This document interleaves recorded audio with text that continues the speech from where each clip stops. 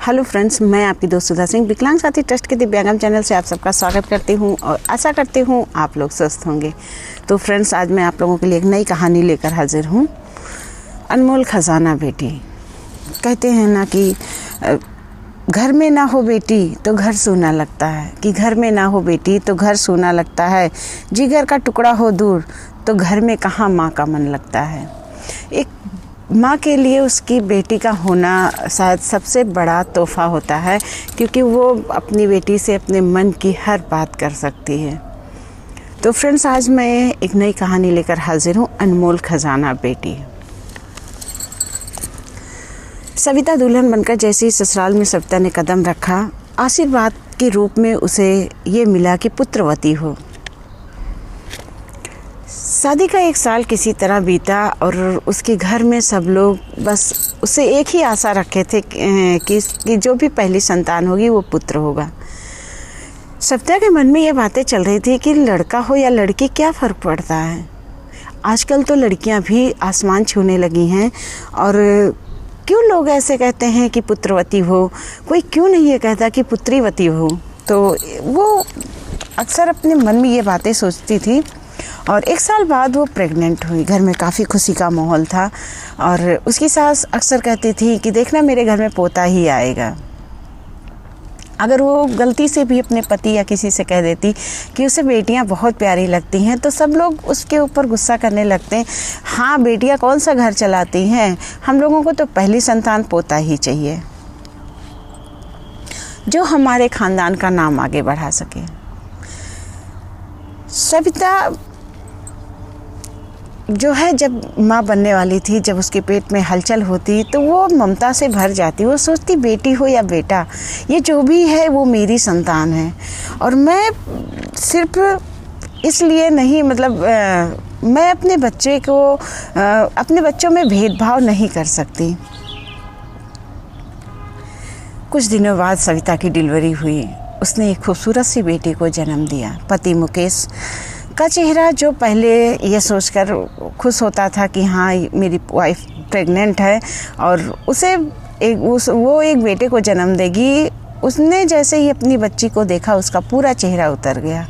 उनके पूरे घर में मातम छा गया कि उनके घर में एक बेटी ने जन्म लिया। सविता को फील होता कि क्या फ़र्क है बेटे और बेटियों में, क्यों ये लोग नहीं समझ रहे हैं कि बेटियां भी आज वो सब कुछ कर रही हैं जो बेटे कर रहे हैं।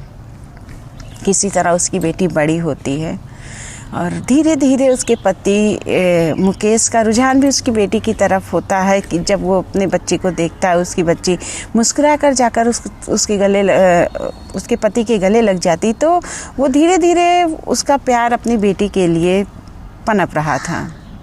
इधर कुछ दिनों बाद दोबारा सविता गर्भवती होती है और अब की बार उसके घर में जो भी उसकी सास जो कोई कुछ बता देता कि ये खिला दो बेटा होगा, ये कर दो बेटा होगा, तो वो सब कुछ करती थी। वो लोग उसे चेकअप के लिए, अल्ट्रासाउंड कराने के लिए क्लिनिक पर भी ले गए, जहाँ पर उन्हें मना कर दिया गया कि यहाँ पर लिंग की जांच नहीं की जाती है और ये अपराध है। तो वो वहाँ से ले तो आई, लेकिन जो कोई भी उनसे कुछ बताता कि ये चीज़ कर दो तब आपके घर में बेटे का जन्म होगा, तो वो सब कुछ करती थी। सविता का मन अंदर ही अंदर डर रहा था कि कहीं अगर फिर बेटी हो गई तो उसके घर वाले उसके साथ क्या करेंगे। वो डरे जा रही थी और वो भगवान से भी मना रही थी कि भगवान, अब की बार उसे एक बेटा दे दो। कि उसे पता था कि उसके अंदर ये बात नहीं थी कि बेटी हो या बेटा, लेकिन वो चाहती थी उसकी जो संतान हो, उसे घर वालों का पूरा प्यार मिले, और इसलिए वो भगवान से भी निरंतर मांग रही थी कि उसे एक बेटा हो। कुछ दिनों बाद उसे पेन हुआ और वो हॉस्पिटल में भर्ती हुई। घर वाले बेटे का इंतज़ार कर रहे थे और जब उसने एक बेटी को जन्म दिया तो पूरे घर में मायूसी छा गई। उसके पति ने उसे वहाँ पर कुछ नहीं कहा, लेकिन जब वो कुछ दिनों बाद डिस्चार्ज होकर घर के लिए निकली तो रास्ते में दोनों के बीच एकदम सुनसान सन्नाटा छाया हुआ था। दोनों एक दूसरे से बात नहीं कर रहे थे। सविता का मन अंदर ही अंदर डर रहा था कि पहली बेटी के टाइम तो किसी तरह सब कुछ सही हो गया, क्या अब की बार भी बेटी के टाइम पर सब कुछ सही हो जाएगा। वो अंदर ही अंदर डर रही थी, जिसकी वजह से उसने अपने पति से कुछ कहा नहीं। गाड़ी चलती जा रही थी, गाड़ी में सन्नाटा पसरा हुआ था। तभी गाड़ी एक अनाथ आश्रम के सामने रुक गई। सविता अपने पति का चेहरा देखने लगी तो उसके पति ने कहा, सविता, मैं चाहता हूँ कि तुम इस बेटी को इसी अनाथ आश्रम में डाल दो। मैं इसे घर नहीं ले जाऊँगा, मुझे बेटी नहीं चाहिए और मैं दो बेटियों का भार नहीं, जो है अपने ऊपर दो बेटियों का भार नहीं रखूँगा। मुझे बेटा चाहिए था और मैं एक और बेटी मुझे नहीं चाहिए थी। एक काम करो, तुम इस बेटी को यहीं अनाथ आश्रम में डाल दो। मैं घर पे या लोगों से बता दूंगा कि हमारी बेटी जो हुई थी वो मर गई। सविता का दिल धक से हो जाता है कि एक पिता इतना निर्दयी कैसे हो सकता है। कैसे वो अपने जन्म लिए हुए बच्चे को किसी अनाथ आश्रम में डालने के लिए बोल सकता है। वो अपने पति का चेहरा आंसू भरे आंखों से देखती है, कहती है, कैसे आप कह रहे हो? मैं नहीं अपनी बेटी को अपने से अलग करूंगी और मैं किसी भी अनाथ आश्रम में अपनी बेटी को नहीं डालूंगी। मेरी बेटी के माँ और पापा दोनों जिंदा हैं और मैं अपनी बेटी को अनाथ आश्रम में नहीं डालूंगी। तो इस पर उसका पति कहता है कि ठीक है, फिर तुम अनाथ आश्रम में नहीं डालोगी तो तुम मेरे पास नहीं रहोगी, मैं तुम्हें अपने से दूर कर दूंगा, तुम्हें तलाक दे दूंगा। तो इस पर सविता कहती, कुछ भी हो जाए लेकिन मैं अपनी बच्ची को अनाथ आश्रम में नहीं डालूंगी। इस पर उसका पति कहता, तुम कर ले जाओगी दोनों बेटियों की परवरिश? तो वो कहती है, मुझे कुछ भी करना पड़े पर मैं अपनी बच्ची को अपने से दूर नहीं करूँगी। दोनों में काफ़ी बहस होती है और बहस होते होते वो दोनों लोग घर आते हैं। घर पहुंचकर उनका स्वागत भी नहीं किया जाता है। उनकी सास ने उसकी बच्ची को देखा तक नहीं और वो अपनी बच्ची को लेकर अपने कमरे में आ गई। रात भर वो रोती रही। उसने पैकिंग किया, अपना सारा सामान उठाया और उसने तय किया कि अब वो इस घर में नहीं रहेगी। उसके पति ने साफ साफ कह दिया था कि तुम इस घर से जा सकती हो, मैं तुम्हारी और तुम्हारी दोनों बेटियों का बोझ नहीं उठाऊंगा। वो रात भर रोती रहती है और सोचती है कि ये निर्दयी समाज बेटी के जन्म पर इतना दुखी हो रहा है। क्या बेटियां आजकल क्या कुछ नहीं कर रही हैं?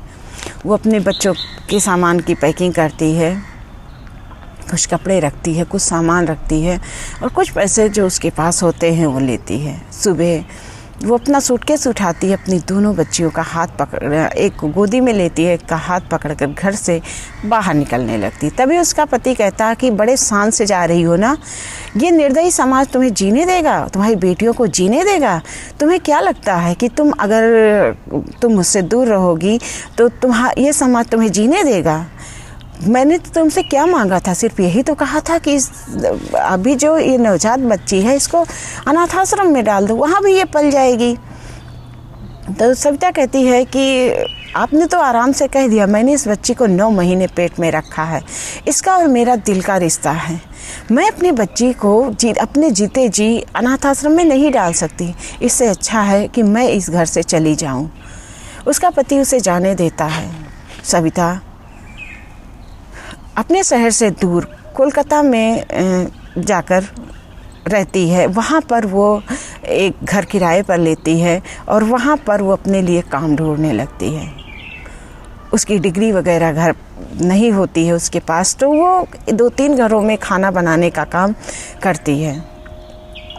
वहाँ पर वो खाना बनाकर अपने बच्चों की परवरिश करती है। बड़ी बेटी धीरे धीरे बड़ी हो रही थी, छोटी बेटी भी अब धीरे धीरे बड़ी हो रही थी। उसके ऊपर दोनों बेटियों की पढ़ाई का पूरा बोझ था। फिर भी वो अपने खर्चे में कटौती करके किसी तरह अपनी बेटियों को पढ़ा रही थी। उसका मानना था कि शिक्षा एक ऐसा हथियार है जिससे उसकी बेटियां हमेशा सर ऊपर करके जिएंगी। वो अपने बच्चियों को पढ़ा रही थी। बड़ी बेटी बहुत शांत और समझदार थी, वो अपनी माँ की हर प्रॉब्लम समझती थी, लेकिन छोटी बेटी बहुत ही नटखट थी।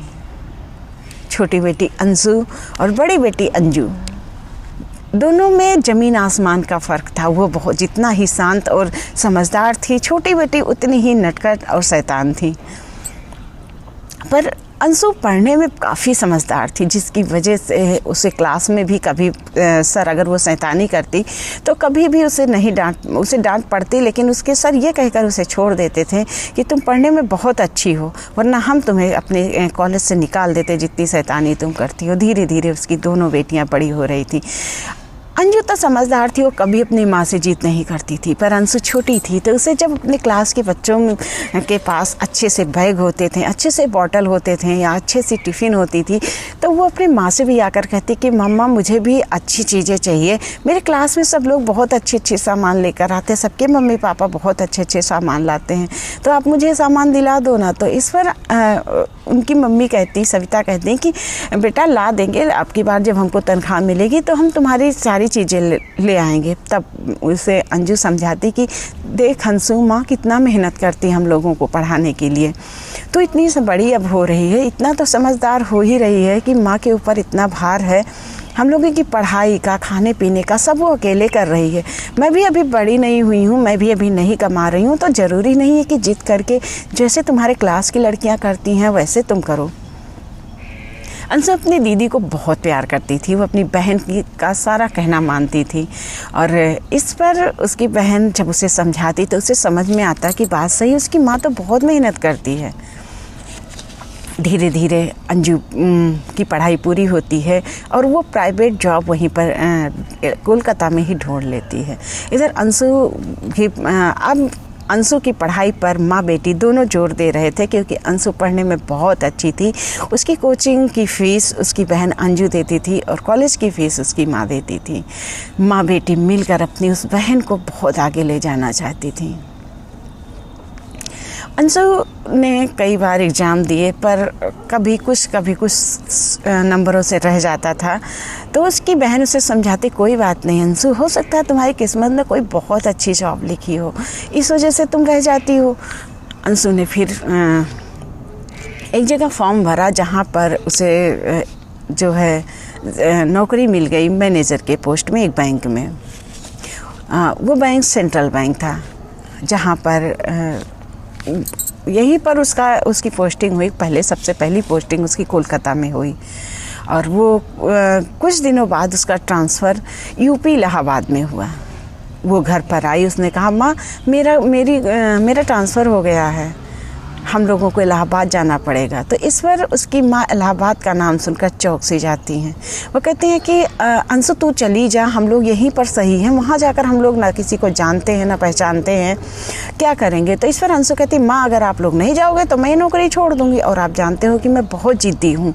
तो इस पर उसकी माँ जानती हैं कि उनकी बेटी वाकई बहुत ज़िद्दी है, अगर वो लोग वहाँ पर नहीं गए तो वो नौकरी छोड़ देगी। तो इस पर उसकी बहन भी कहती माँ क्या हुआ, मैं तो प्राइवेट जॉब कर रही हूँ, मैं वहाँ पर भी जॉब ढूंढ लूँगी, तो आप परेशान क्यों हो रही हो, और अब आपको काम करने की क्या ज़रूरत है, आप वहाँ पर घर पे रहना, और हम दोनों बहनें अब कमाने लगी हैं, तो आपको किसी बात की चिंता करने की कोई ज़रूरत नहीं है।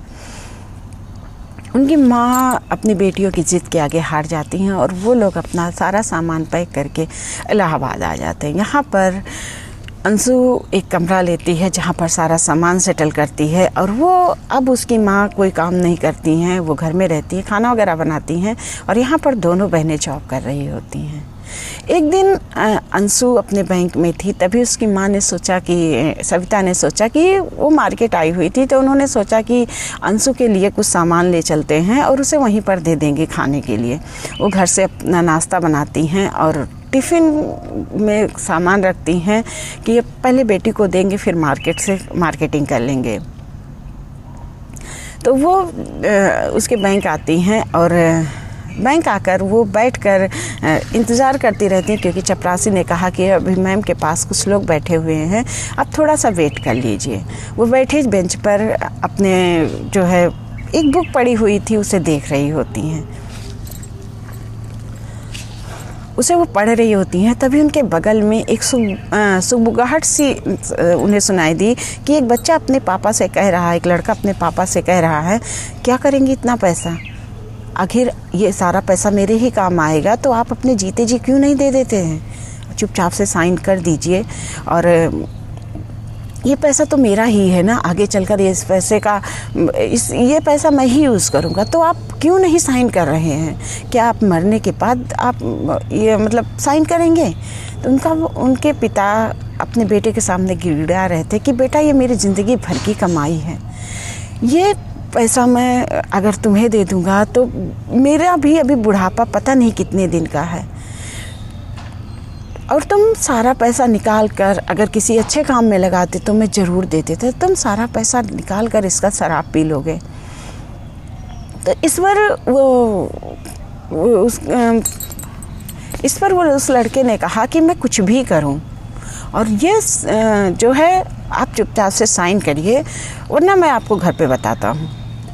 वो बुज़ुर्ग निसहाय से उस कागज़ पर साइन कर देते हैं।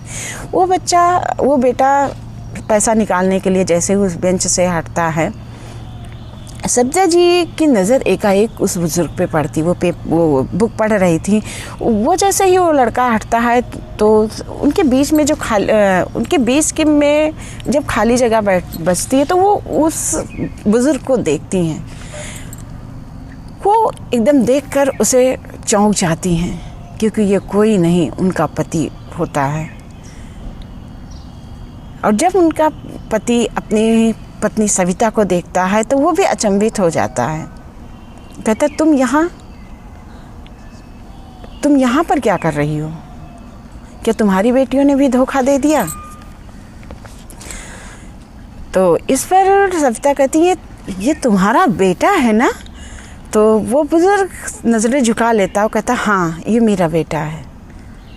तुम्हारे जाने के बाद मैंने शादी की और मेरी पत्नी ने इस बेटे को जन्म दिया। मेरा इकलौता बेटा है ये। तो सविता जी मुस्कुराने लगती हैं। वो कहती हैं कि बहुत अच्छा बेटा है आपका। आप तो जानते ही मेरी 2 बेटियां हैं।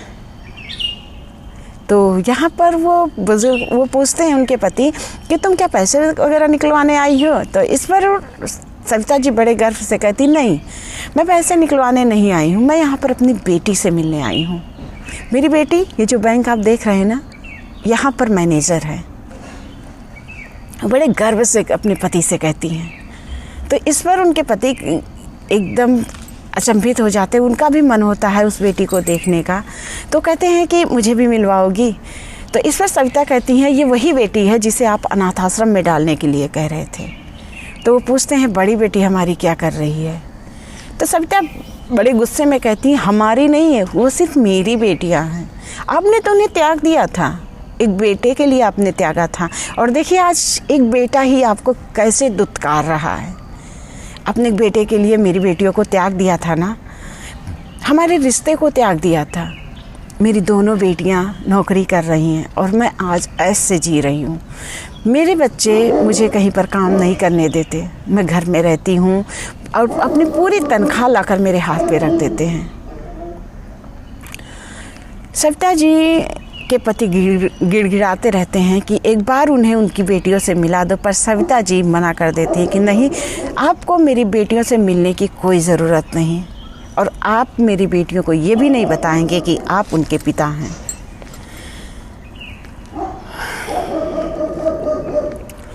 इस पर उनके पति थोड़ा सा उदास हो जाते हैं और सविता जी ये कहकर, तब तक चपरासी आता, कहता, मैम आपको मैम बुला रही हैं। सविता जी अंदर केबिन में चली जाती हैं। उनके पति उन्हें जाते हुए देखते रहते हैं। उन्हें अपनी करनी पर, अपने कहे पर बहुत पछतावा होता है कि आज अगर वो दोनों बेटियां उनके साथ होती तो आज उनकी जो दुर्दशा है उनके घर में शायद ये ना होती।